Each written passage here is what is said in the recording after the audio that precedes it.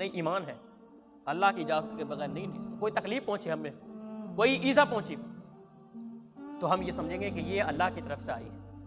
اللہ وہ ہے جو قرآن مجید کے اندر کہتا ہے هو الاول والآخر والظاہر والباطن، اللہ آخر بھی ہے، ظاہر بھی ہے، باطن بھی ہے، اور اپنی قدرتوں سے سب پہ پوشیدہ بھی ہے، چھپا ہوا ہے، سب سے مستتر ہے وہ سب لوگوں کے درمیان۔ تو یہ مستتر کا جو لفظ ہے وہ اللہ کے بندوں کے درمیان ہے، اس کی رحمتیں ہیں، لیکن کسی کو دیکھنے میں نہیں آتا، وہ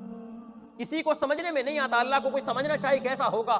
وہ کیسا ہوگا، پھر بھی چاہ کے بھی نہیں سمجھ سکتا کہ اللہ کیسا ہوگا۔ بس اس کے لیے یہی کافی ہے کہ وہ یہ سمجھ لے کہ اللہ ایک ہے،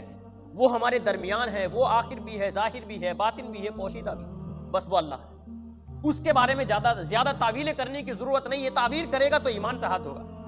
کہے گا اس کی ظاہری میں ہاتھ ہے تو ایمان،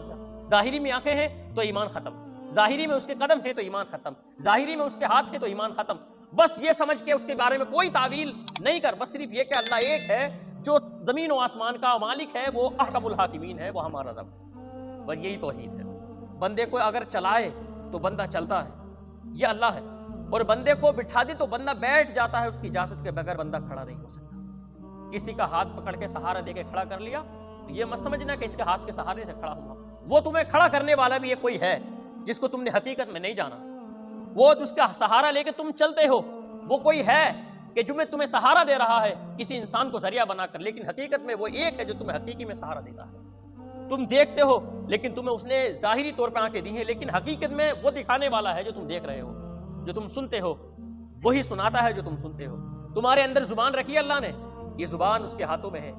تو اسی لیے تو کہا کہ ما اصاب من مصیبت الا باذن اللہ، کوئی بھی بندے کی جانب کوئی بھی مصیبت آتی ہے وہ اللہ کی اجازت کے بغیر نہیں آ سکتی، یہ ہمارا ایمان ہے۔ جب اس نے کہہ دیا ما اصاب من مصیبت، کوئی بھی مصیبت آ جائے تو وہ اللہ کی جانب سے ہے، اور یہ شمار کرو کہ یہ اللہ نے ہمیں دی ہے، اور وہی اس کا دور کرنے والا، کوئی دور کرنے والا نہیں۔ دنیا کے طویل ڈاکٹر، دنیا میں حکمران، پیر کار جتنے بھی ہمارے ہیں، وہ صرف ہمیں ظاہری میں چمکنے والے ہیں، اور ہم ان کے پاس ایک اپنی منتیں لے کے پہنچ جاتے ہیں۔ حقیقی ہمارا ذریعہ صرف اللہ ہے، وہی ہمارا مالک ہے حقیقی، وہی ہمارا معبود ہے۔ اس کے لیے اتنے لفظ ہیں، وہ خالق بھی ہے، مالک بھی ہے، قدوس بھی ہے، جبار بھی ہے، وہی ارحم الراحمین ہے، وہی رحمان ہے، وہی رحیم ہے، وہی مالک ہے، وہی خالق ہے۔ تو پھر یہ تمام لفظ اس کے لیے ہیں، تو پھر کسی دوسرے بندے کے لیے حقیقت میں نہیں ہو سکتا۔